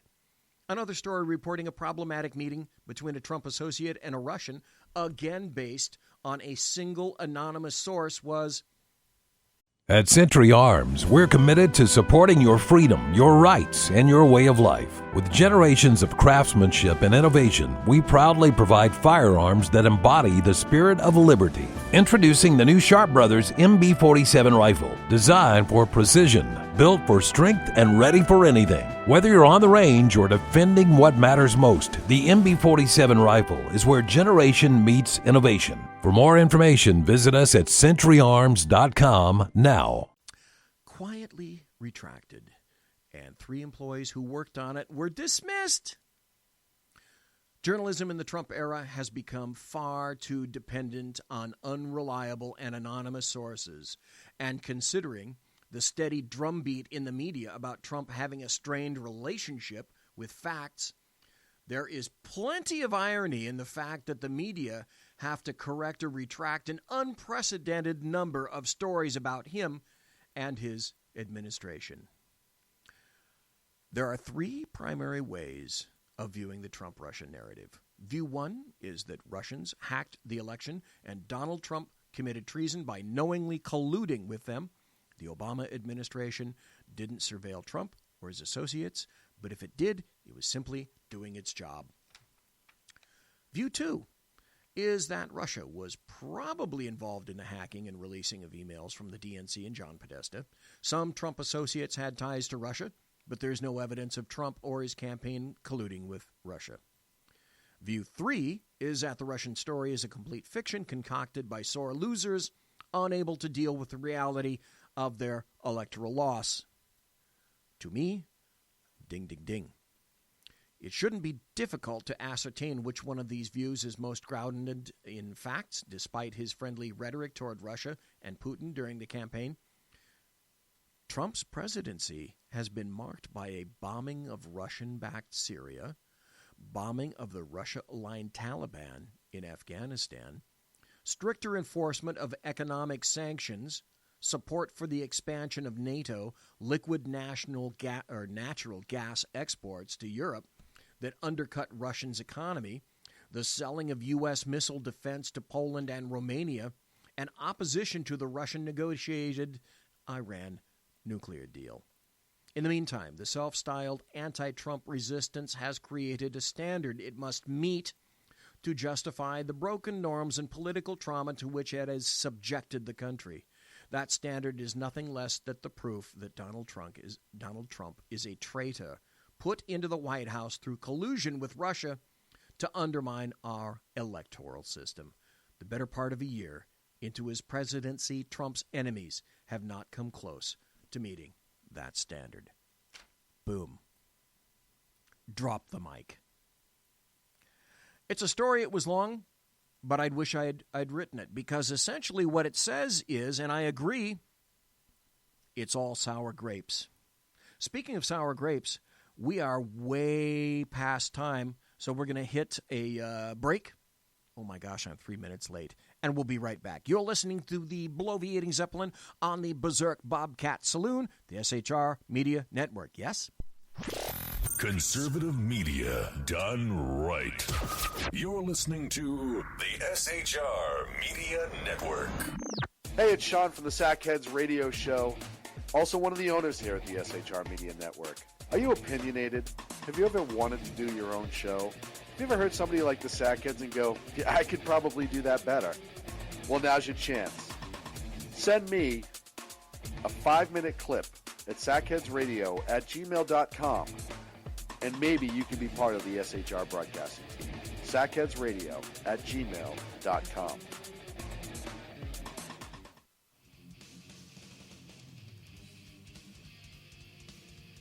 Beware, the Jersey Takeover is here. Every Monday through Friday, 9 p.m. to 11 p.m. Eastern Standard Time, you can catch Reaver Common Sense Show hosted by Jersey Joe, right here on SHRmedia.com. Only Jersey can deliver hell like no one else. So consider this your fair warning.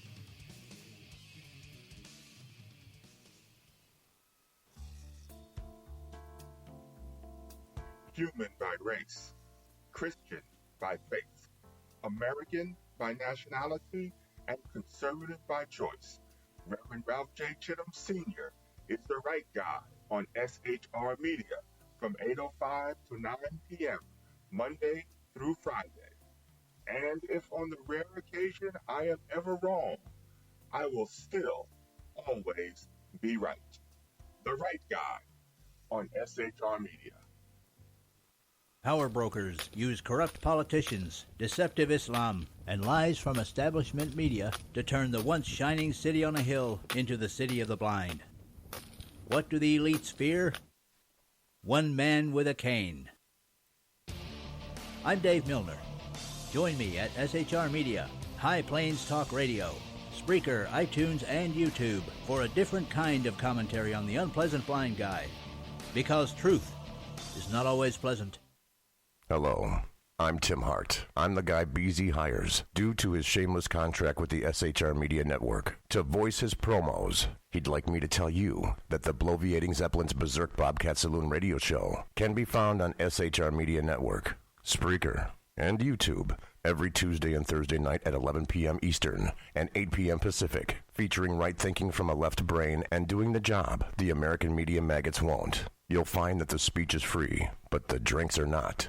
There, in the saloon, just when safety pin manufacturers are running out of metal for the diapers of the leftists, BZ is sending his personal drones of freedom into the wheelhouses and ossicles of lovers of sovereignty and liberty nationally and globally. Broadcasting behind enemy lines in occupied California, BZ swears that no rights were harmed in the making of this promo. This is Jersey Joe, host of the Reverb Common Sense, and you're listening to SHR Media.com.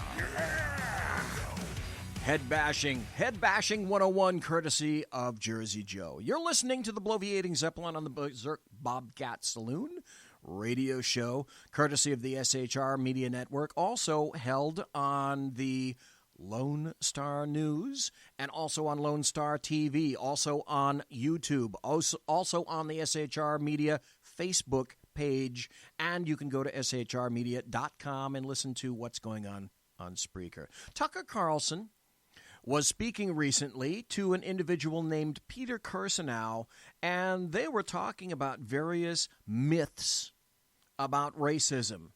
And this is going to go somewhere because I'm going to lead into probably what will be my last point of the night, but I'm going to set this up a little bit, you see.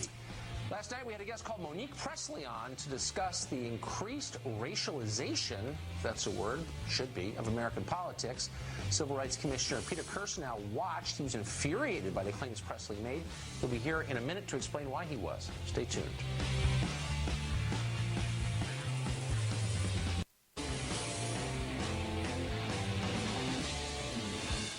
Well, during last night's show, we interviewed a lawyer called Monique Presley. She came on to discuss the repeated injection of racial rhetoric into the national anthem protests and, by extension, into the American political discourse. I wonder who injected it in the first place. Here's part of what she said. The issue is why there are protests in the first place and the people who are living terrified every day just walking down the street. So if you look at how we got here because African American men are disproportionately stopped, disproportionately searched, disproportionately arrested, and disproportionately killed per capita in this country. All wrong. Peter Kirsanow is an attorney. He's a member of the U.S. Commission on Civil Rights. He's a regular guest on this show. He saw that segment last night. He he's black. Objected to it, so we asked him to come on and explain why he did. Peter Kirsanow joins us tonight. Peter, thanks for coming on. Absolutely. So what was your contention with that segment last night? Almost everything that you just played was false, inaccurate, and based on a false premise. Thank you. And it's a false premise that's been perpetuated for quite some time now. Like hands up, don't shoot. There's no doubt whatsoever that this country has a baleful history with respect to race. Blacks have been discriminated against in egregious ways. People have been killed, and it's something that's been relatively recent. And there's no doubt that blacks have been targeted by cops. In a nation of 320 million people, there are going to be racists, and some of those are going to be cops. But for the last 30 years, that premise that blacks are disproportionately targeted, arrested, shot by cops is completely false, and all you have to do is look at the Department of Justice statistics. And we've looked at these kinds of things in the Civil Rights Commission. There are copious studies on this. meaning this. The numbers are going down. Just for example, and this is pretty bad, frankly, the Justice Department stats show that blacks are in fact killed 2.5 times more often than whites are by policemen. However, when you take a look at, remember that statistic, 2.5 times more frequently, but that's far less than what the data would predict given black crime rates. Take New York City, for example. Blacks are not 2.5 times more likely to commit crimes.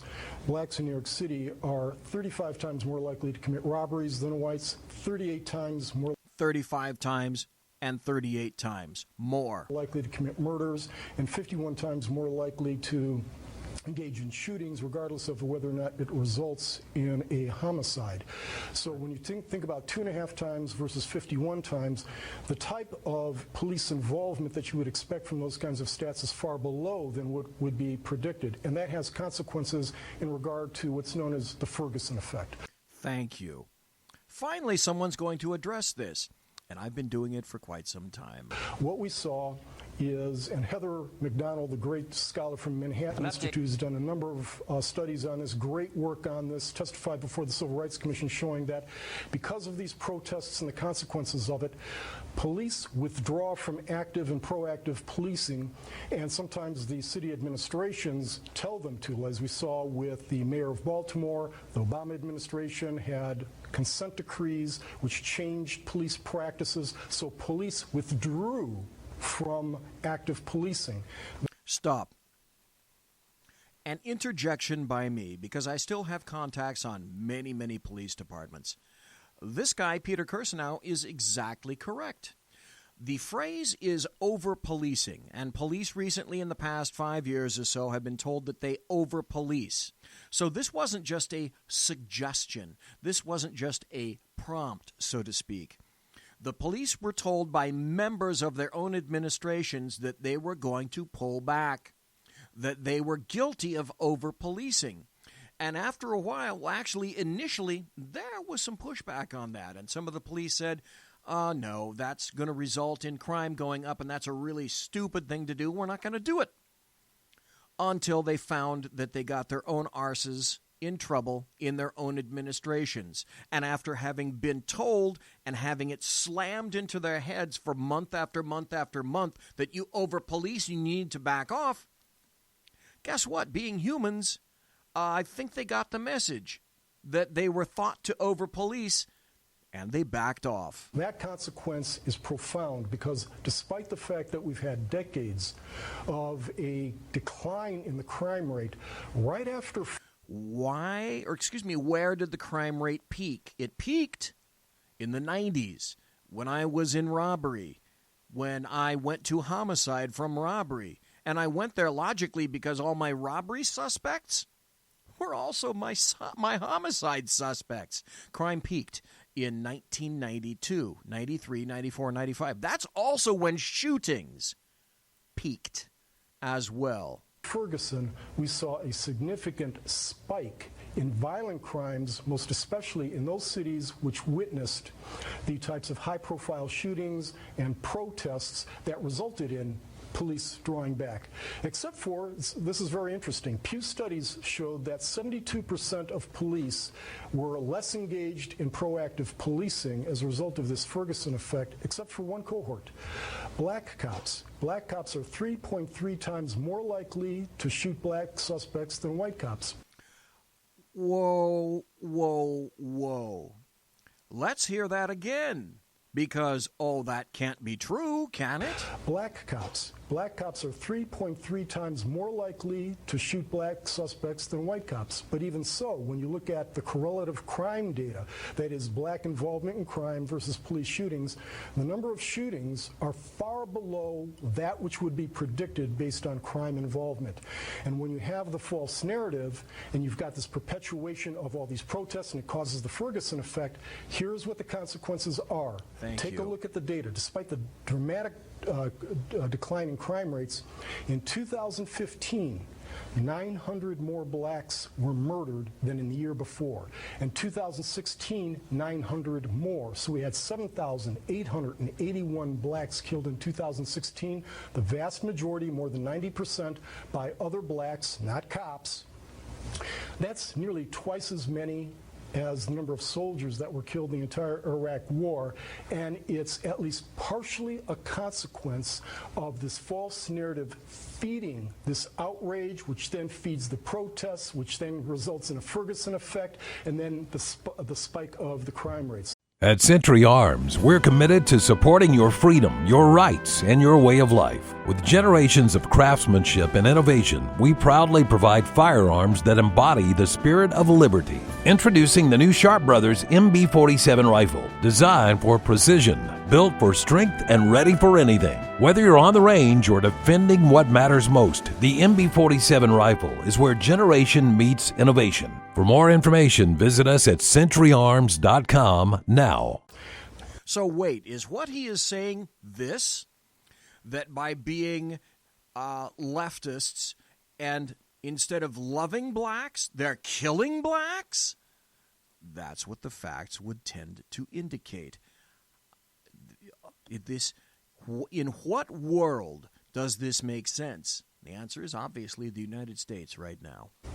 Most of the people, I think, in goodwill may be ignorant of those facts and believe, subjectively, I've been pulled over by the cops, and if you talk within your own little universe, you believe that maybe you're being subjected or treated differently, except when you look at the objective facts. Most people in good faith probably believe, but are ignorant of the fact that, in fact, the narrative is false. But there is a cohort of individuals, some politicians, some political opportunists that are using this for a political imperative. Political opportunists, Sharpton, Jackson, what I call the poverty pimps and the racist pimps. That's despicable because we have bodies on the ground. I don't think I've ever done a segment where I didn't say one word because I was so mesmerized by what you were saying. I can't remember someone with that kind of command of the numbers. Thank you. Peter Kirsanow, I'm really glad that you came on tonight. Thanks, Tucker. I hope you will come back anytime. Thank you. Absolutely true. And I think I got one final story, and I think I'm going to be able to fit it into the space here. It's kind of long, and it involves a video, and it involves audio. And I want you to hear this because it is so indicative of the position that universities are in today. I called this a typical leftist racist. And you may have heard this, but you're going to hear the whole damn thing. If you have little kids in the room, number one, they shouldn't be there in the first place because this is a late-night radio show, and we do say the S and the F words occasionally in here. And trust me, in this racist leftist is going to use a whole flurry of words similar to that. So put your fingers in your kids' ears. I remember that before she passed away, my mother-in-law told me, she passed away of pancreatic cancer, by the way, in 2007. She said to me that some people are put on earth just to be an example of what not to do or how not to act. Okay? So this young Hispanic unit that you're going to hear in the video that I'm going to play is a perfect example. I want you to hear the true nature of most leftists today, and certainly the bulk of what I call silkworms on campus. I think her behavior and her words illustrate my point infinitely better than I ever could. This is another reason that free speech is absolutely brilliant and why we must keep free speech. It allows you to see the actual person behind the vocal cords. So she and other leftists live in the land where fuck you is a legitimate reply to a question, and that to steal the property belonging to another is valid, and where racist remarks are not only justified, but they are mandated, specifically when it comes to Caucasoids. Listen. You stole my property, my Make America Great Again hat. Look at the kind of shit he's wearing. Look at the kind of shit he's wearing. By the way, it's a red Donald Trump cap. It says, Make America great again. Oh, by the way, that's what this is all about. A red MAGA cap. What, you're going to turn it into student life? What the hell is your problem? Hey, y'all. So this guy thought it would be a good idea to go into the conference With my wearing this freedom of fucking speech, hat. with my freedom of speech, she took my hat. Wearing this this belongs hat. to me. Give it back to me. It belongs to me. This belongs to me. By the way, he starts to make sort of a half-assed attempt to grab it, and she just pulls it away from him. And the little leftist galps behind the counter are doing absolutely nothing. Bought it, and she took it from me. It is mine. Really, look at the kind of shit he's wearing. You know what this represents? This represents genocide. I understand. Genocide of a bunch of people. And look at what he's wearing in front of a group of people. This is mine. This is mine. You do not get to take other people's property that is legally theirs in this country. Man, fuck your laws. All right? Then get. There's finally a leftist tells us what they really think about laws. Fuck your laws. Do you have any fucking conscience? Yes, I do. You do? Yes, and I do. Really? And that's why you go in there Yes, wearing this hat? That's precisely why.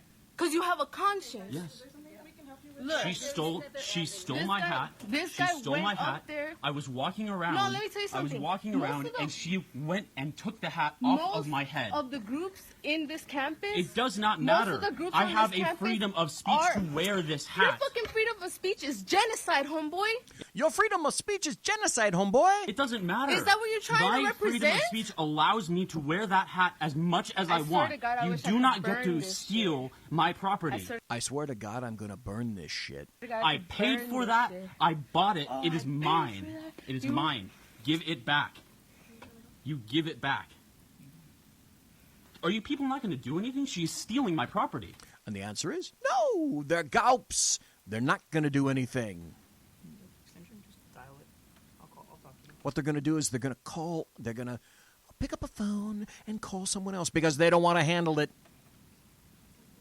Look, I don't want to make a big thing out of this, I but do that is actually mine. know because it's so fucking That important is mine. that y'all are allowing people I was to up wear at the student this org retreat, and on she a stole campus it from that my has head. the majority people of color.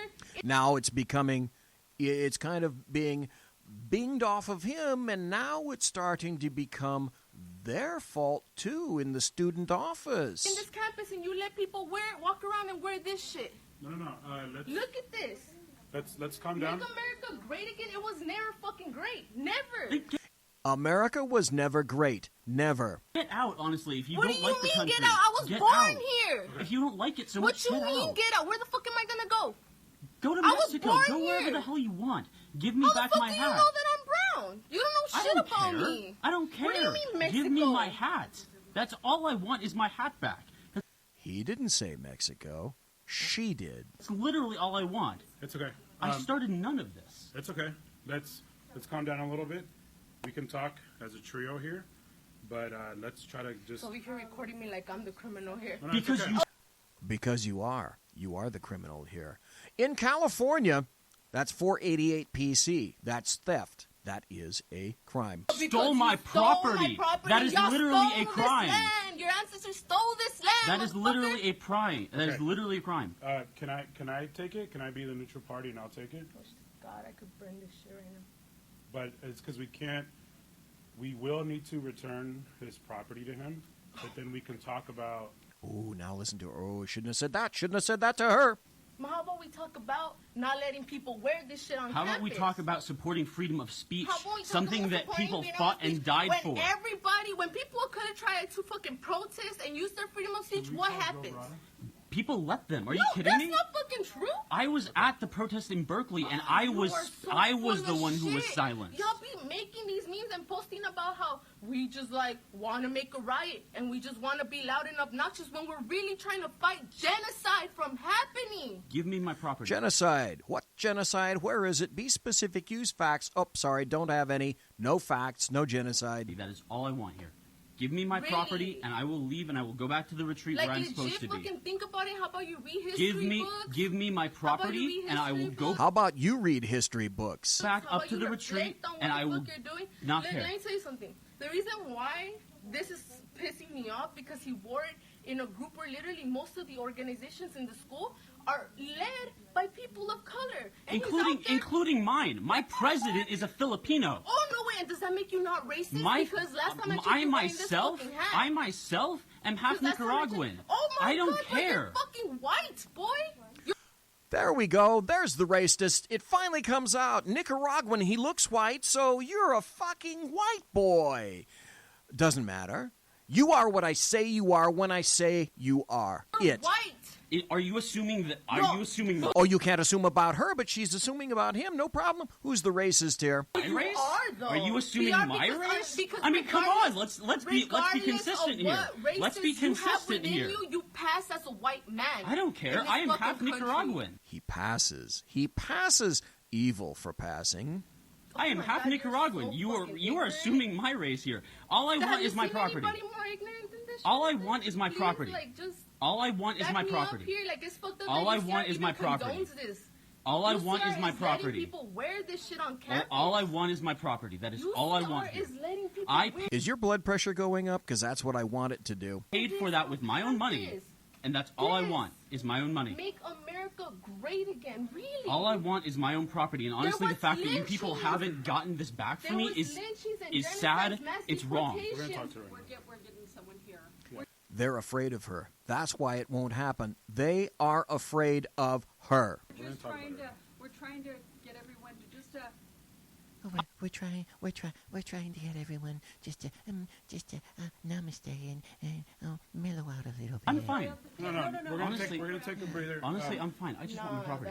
All I want is my property. That's full of shit, because y'all are just gonna like mediate this and make it so like, oh, we're gonna mediate this, and mediate can go to hell. Okay here, freedom of speech, whatever. How about we Freedom of speech, whatever. That's what she thinks of freedom of speech. actually think about what's going on in The this country? country that you How about we apparently love actually- so much. No, I supports really freedom don't. Though of I speech. fucking hate this country. I fucking hate this country. That's why I say leave. I hate it, and I'm not That's why I leaving. say I'm leave. staying here because there's shit that needs to be fixed here, so that's why I'm staying. Okay. I fucking hate this country. Thank you for being honest. Then you don't fix it by Because breaking the we need laws. to get rid of all y'all. But we don't. Because we need to get rid of all y'all, meaning you, whites, men. Get rid of you. Fix it by breaking the All right, laws. And we don't- newsflash, I was born here too. I'm not leaving. Give a fuck where you were born, boy. You got a And I don't care where you were born either. shitload of privilege in you, and it shows by you wearing this hat. I don't care. And it I shows take by the you wearing privilege this that I proudly wear, around that I live in when this there's country. literally I have people freedoms that getting people killed fought, out that there. people fight and die for. Freedoms that allow me to wear that hat. Freedoms that allow you to speak out against it, but not to take my property. Oh my God, property. That is the foundation. The foundation of a free country is private property. fuck That working is in my communities, property. 'cause That fuck hat working is communities. my property. Everybody just needs to have their own fucking That work hat space. is my property. You are so Give me my property. That is all I want here. All I want here is my property. Guys, let me have the hat until we can get somebody down here. Okay? Wait, is it not going straight back to me? It's my property. Come back to you, but we need to have somebody We mediate in the need meantime. we need to give him back. Well, we need to have someone mediate here in the meantime. Let me just take it so it's out of our hands. Why can't we sit down at a little even table and just make things better? Isn't that what we want to do? Just make things better. Aren't we making things better? And that is how racist fucks like that think of you, ladies and gentlemen. That's exactly what they think of you. And this country, she said it.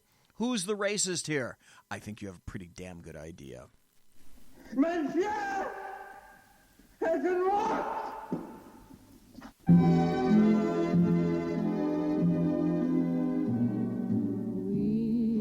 Ladies and gentlemen, boys and girls, children of all ages, if your blood pressure isn't up to 210/190, I have not been successful.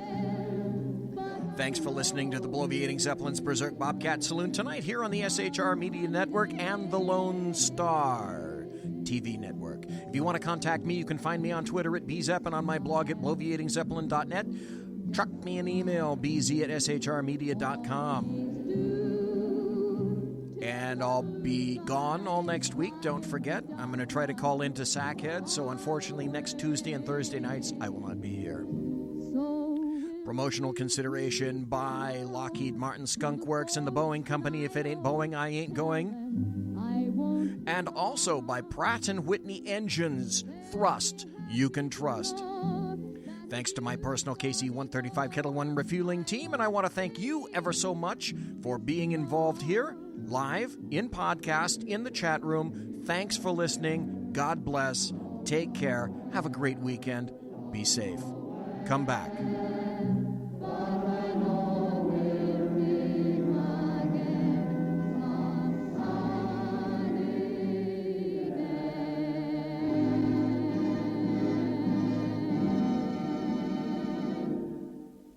Everybody quiet down now and get some sleep. Good night, everybody.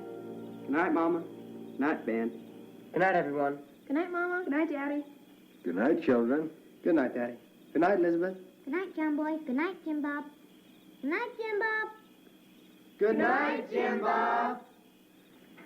What's going on? I was asleep. What's everybody doing? Good Good night, Jim Bob. Go to sleep.